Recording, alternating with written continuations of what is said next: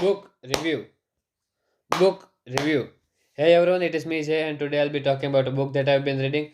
The name of the book roughly translates as 100 Life Policies, and it consists of 108 life lessons, which I would say are very interesting.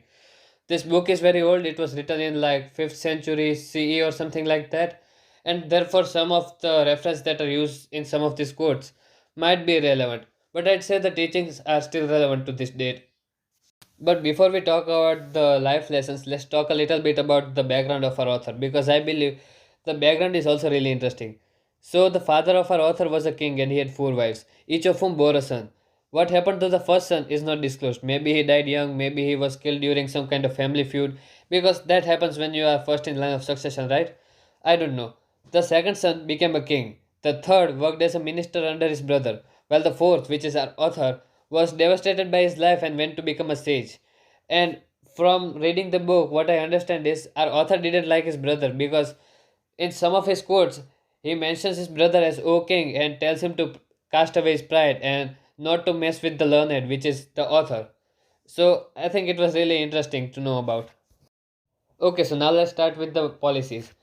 And also to mention, I'm not going according to the chronological order that is given in this book, but I'm going through those quotes that I felt are most interesting. So the first one is the duty of service is most difficult to understand. It is beyond the ken of even sages. For a servant is called dumb if he is silent. If he is ready to answer, he is talkative or garrulous. If he stands near, he is impudent. If he keep his distance, he is timid. If he bears patiently, he is a coward. If he cannot brook harsh word or insults, he is generally considered unmannerly. So I think this quote is very interesting because this tells us that no matter what you do, people will always be unsatisfied and will say something about you. So you should just be whoever or whatever you are and ignore the word of this kind of people. Now the second policy. Although adorned with learning, a wicked man should be avoided. Is not a serpent dangerous although it is bedecked by a jewel? So, this is one of those quotes that I said have an irrelevant reference. So, in 5th centuries, people used to believe that a cobra has a jewel on the head. And if I'm not wrong, it was one of the most widespread misconception during the Celtic era. But I could be wrong, so don't yet quote me. Now, there is another quote about avoiding a wicked man.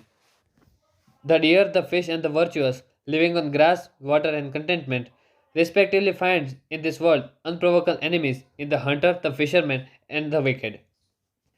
Now, if you didn't understand, I believe the author is trying to say that if you are a virtuous man who is minding your own business, there would always be someone who is trying to drag you down, even though you are not provoking them. Maybe because of jealousy or something like that.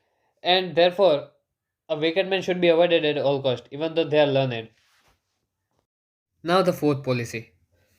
When poor, a man longs for a handful of rice. When afterward he is full, he regards the whole world as a straw.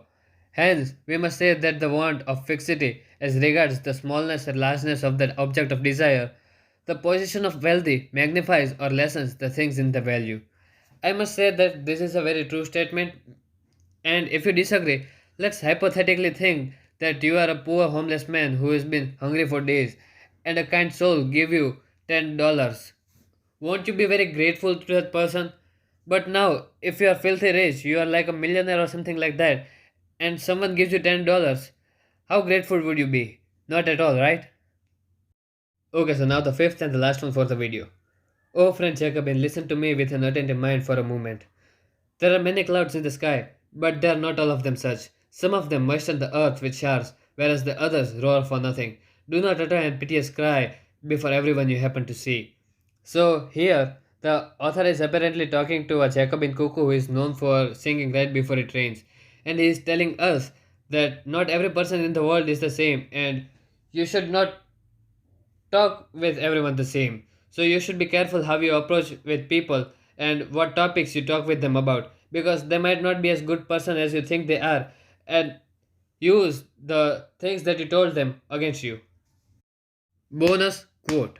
Okay, so this one is a bonus quote because I don't know what life lesson you have to get from it, but this one is interesting because the author is comparing his brother, the king, with a prostitute.